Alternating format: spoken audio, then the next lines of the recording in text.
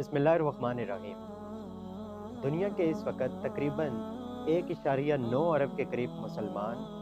कुरान मजीद को आखिरी इल्हामी किताब के तौर पर मानते हैं। लेकिन इस किताब के ऊपर बहुत सारे लोग ये सवाल उठाते हैं, गैर मुस्लिम या मुस्तशरिकीन या एथियस्ट ये सवाल उठाते हैं कि क्या सबूत है कि ये किताब वही किताब है जो मोहम्मद रसूलुल्लाह पर नाजिल हुई थी। कि अगर आप दावा करते हैं कि बाइबल में तहरीफ हुई है, इंजील में तहरीफ हुई है, तो कुरान उस तहरीफ से पाक इतने अरसे में कैसे रह गया, इसके क्या सबूत है। तो यहाँ पर एक्चुअली सबूत तो असल में उसको देना होता है जो एक इस्टेब्लिश चीज़ के ऊपर कोई दावा करता है। तो सबूत यहाँ पर उन लोगों को असल में देना चाहिए कि जो ये दावा कर रहे हैं कि कुरान में माज़िल्लाह तहरीफ हुई है। लेकिन अगर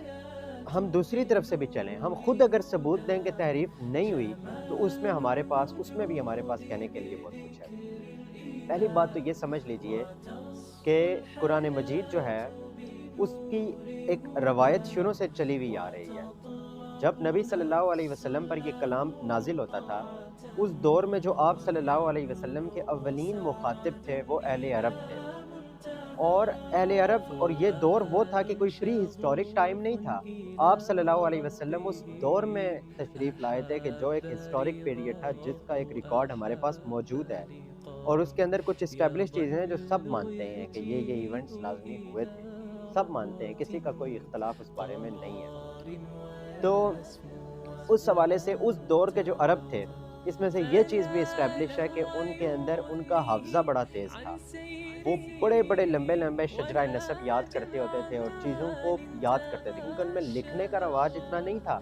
याद करने का रवाज बहुत ज़्यादा था। और कुरान मजीद की ये रवायत शुरू से ही है कि जब नबी सल्लल्लाहु अलैहि वसल्लम आयात की तिलावत करते थे, तो जो लोग नबी सल्लल्लाहु अलैहि वसल्लम पर शुरू में ईमान लेकर आए थे, सहाबाए किराम, वो उस हिस्से को याद कर लेते थे जितना भी नाजिल होता था। तो इस तरीके से शुरू से कुरान मजीद की एक हिफ्ज़ की जो रवायत है वो चली हुई आ रही है। और नबी सल्लल्लाहु अलैहि वसल्लम जब इस दुनिया से गए थे, तो 1 लाख से ज़्यादा सहाबाए किराम उस वक्त दुनिया में मौजूद थे जिन्होंने आप सल्लल्लाहु अलैहि वसल्लम पर ईमान लेकर आए थे। उनकी तादाद कमोबेश 1,24,000 के करीब बताई जाती है। तो अगर ये इसमें कमी बेशी भी हो तो हम यूँ कह सकते हैं कि 1 लाख से ज़्यादा तादाद में मौजूद थे। और 1,24,000 की जो है फिगर ये दी जाती है, 1,24,000। तो इतनी बड़ी तादाद में सहाबाए किराम मौजूद थे, और उनमें से हज़ारों को जो था वो कुरान मजीद पूरा का पूरा उस वक़्त उसी दौर में हिफ्ज़ था, क्योंकि उस दौर में तो ये रवाज था अरब का। लेकिन ये जो रवायत थी ये वहीं पर ख़त्म नहीं होगी, उसके बाद ये रवायत आगे भी चलती गई है। हिफ्ज़ की जो रवायत थी, यानी कि लोगों ने कुरान मजीद को हिफ्ज़ किया, अपनी अगली नस्लों में भी बताया, और हर नस्ल में जो है इतने बड़ी तादाद में लोग आए जिन्होंने इस किताब को लफ्ज़ ब लफ्ज़, हर्फ ब हर्फ हिफ्ज़ किया। और ये सिलसिला चलते चलते चलते आज हमारे दौर में भी यहाँ तक अल्हम्दुलिल्लाह मौजूद है कि आपको आज एक बच्चा इस तरह से फर पूरा का पूरा कुरान सुना देगा। तो ये कुरान पाक का एक बहुत बड़ा मौजज़ा है जो अल्लाह ताला ने नबी सल्लल्लाहु अलैहि वसल्लम के ज़रिए से जिसका इज़हार हुआ है। तो ये हिफ्ज़ की रवायत, ये सबसे पहली बात है। तो अब इसके अंदर आप तसव्वुर कीजिए कि किसी भी दौर में माज़अल्लाह अगर तहरीफ की कोशिश हो तो लोगों का कैसा रिएक्शन आता। अब आज के दौर में आप तसव्वुर कीजिए कि एक कारी जो आगे रमज़ानुल मुबारक के महीने में एक कारी जो होता है आगे किरात कर रहा होता है, थोड़ी सी उससे गलती हो जाती है, पीछे 3-4 हुफ़ाज़ खड़े होते हैं, वो फ़ौरन उसको टोकते हैं थोड़ी सी गलती पर, मामूली सी गलती पर। और पीछे चंद लोग खड़े हुए हैं, रमज़ान के महीने की बात कर रहा हूँ ना,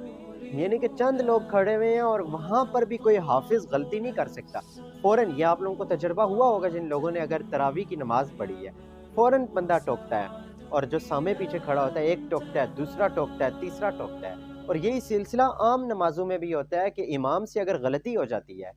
तो पीछे टोकने वाले बेशुमार लोग मौजूद होते हैं, जो हाफिज़ खड़े हुए होते हैं, वो टोक देते हैं कि ये गलती हुई है यहाँ पर। तो आप तसव्वुर कीजिए किसी भी दौर में अगर कोई ऐसे जो माज़अल्लाह कोई तहरीफ की कोशिश की जाती, तो आप बताइए कि अवाम का रिएक्शन किसी भी दौर में क्या होता। क्या ये आज के दौर में क्या मुमकिन है तहरीफ माज़अल्लाह? तो कुरान जिस तरह आज के दौर में ना शुरू से इसी तरह चला हुआ आ रहा है, इसको हम लोग कहते होते हैं मतलब ये एक रवायत है जिसको हम कहते होते हैं कि ये तवातुर से सिलसिला चला हुआ आ रहा है, यानी तवातुर इसको कहते होते हैं। इजमा और तवातुर इसके लिए जो लफ्ज़ इस्तेमाल होते हैं। یعنی اتنی بڑی تعداد میں شروع سے قرآن پاک لوگوں کے پاس موجود تھا، اتنی بڑی تعداد میں کہ اس میں عقل یہ بات کہتی ہے کہ یہ محال ہے یا ناممکن ہے کہ اتنے سارے لوگ غلطی پر جمع ہو جائیں۔ اور یہ صرف ایک دور میں نہیں، جمع اور تواتر بھی ہے اس کے اندر، کہ ہر نسل میں اس طرح سے یہ منتقل ہوا ہے اجماع لوگوں کا۔ تو یہ پہلی بات ہے کہ قرآن مجید جو حفظ کیا جا رہا ہے یہ روایت شروع سے، تو یہ ایک ایسی چیز ہے کہ جس کی وجہ سے تحریف ناممکن ہے۔ اور پھر اگلی بات آپ یہ سمجھ لیجئے، قرآن پاک صرف جو کتاب ہے نا ہمارے پاس، وہ صرف قرآن نہیں ہے، وہ تو قرآن کی ایک شکل ہے جس کو ہم کہتے ہیں کتابی شکل۔ وہ قرآن مجید کی اگر یہ کتاب کے علاوہ حافظ کا جو سینہ ہے نا وہ بھی قرآن ہے، حافظ کا سینہ۔ آپ کے لیپ ٹاپ یا موبائل کے اندر اگر جو اس کے حروف پڑے ہوئے ہیں قرآن پاک کے تو وہ بھی قرآن ہے۔ حافظ کے سینے میں وہی الفاظ موجود ہیں تو وہ بھی قرآن ہے۔ تو قرآن صرف ایک کتاب کا محتاج نہیں ہے۔ تو اسی لیے میں ایک بات کہتا ہوتا ہوں کہ ثم معاذ اللہ ثم معاذ اللہ، آپ اگر کمپیئر کریں نا بائبل اور قرآن کو تو ثم معاذ اللہ بالفرض خدا نہ خواستہ قرآن کے جو کتابی نسخے ہیں آج دنیا سے اگر وہ اٹھا دیے جائیں، غائب ہو جائیں معاذ اللہ، بالفرض محال ہم یہ کنسیڈر کریں، تو ہم مسلمان پھر بھی دوبارہ سے اگر بالفرض سارے کے سارے نسخے لیپ ٹاپ موبائل ہر چیز سے جو ہے نا قرآن مجید کو محو کر دیا گیا ہو، تو پھر بھی ہم مسلمان یہاں پر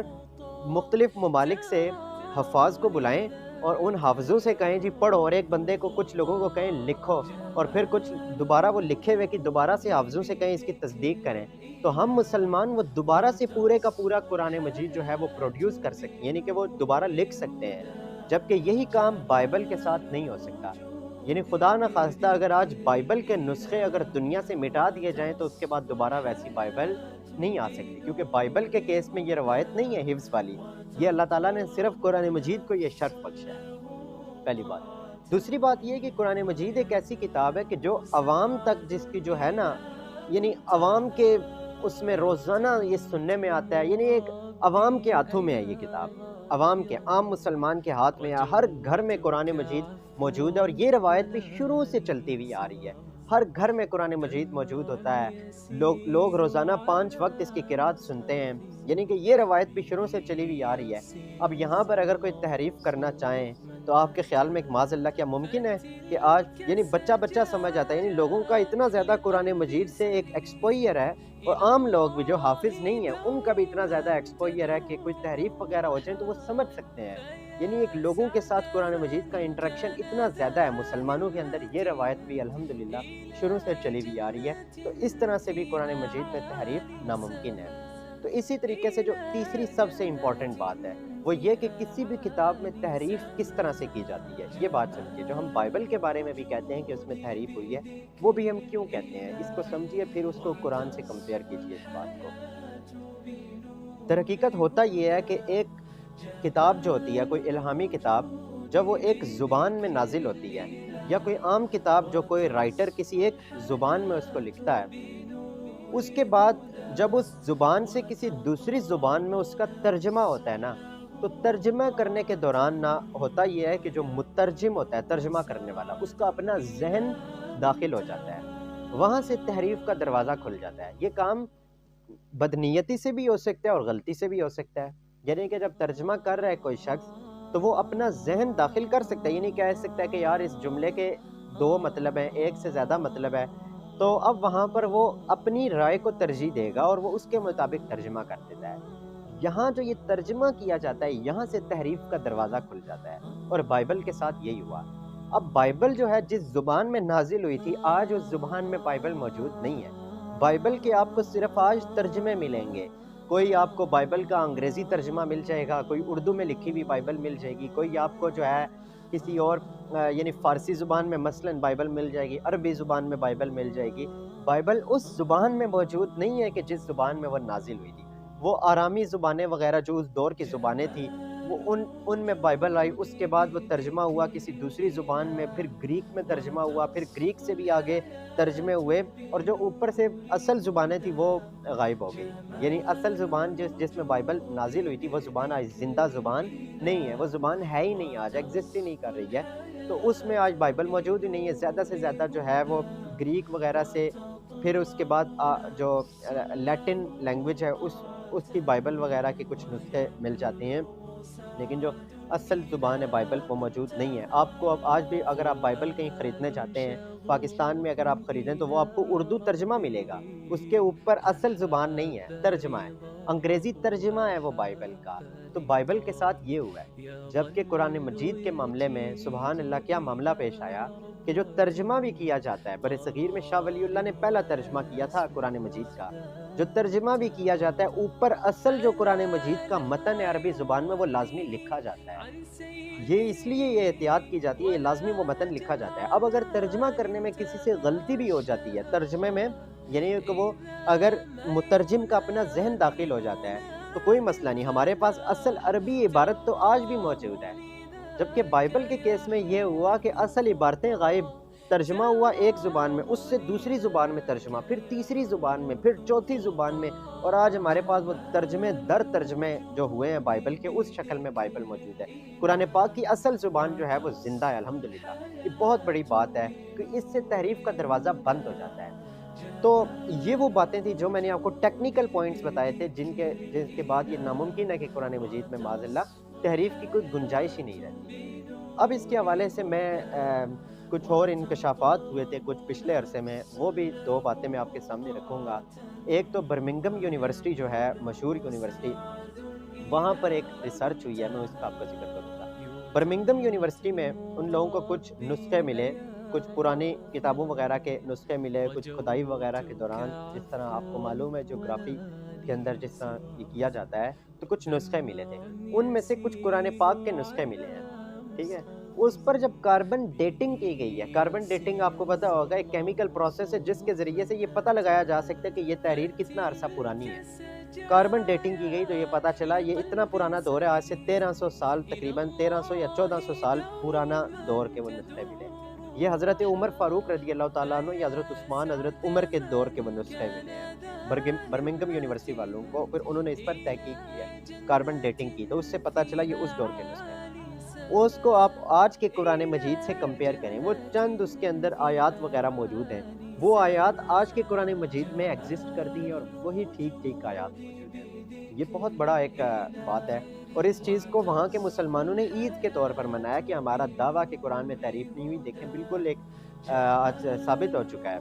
تو یہ ایک بات تھی۔ پھر اس کے علاوہ جو پڑھے لکھے غیر مسلم ہوتے ہیں، جو اس فن کے ماہر ہیں، جو تاریخ کے ماہر ہیں، وہ بھی اس بات کے ثبوت دیتے ہیں کہ قرآن مجید میں کوئی تحریف نہیں ہوئی ہے۔ ایک بہت بڑا اسلام دشمن شخص ہے،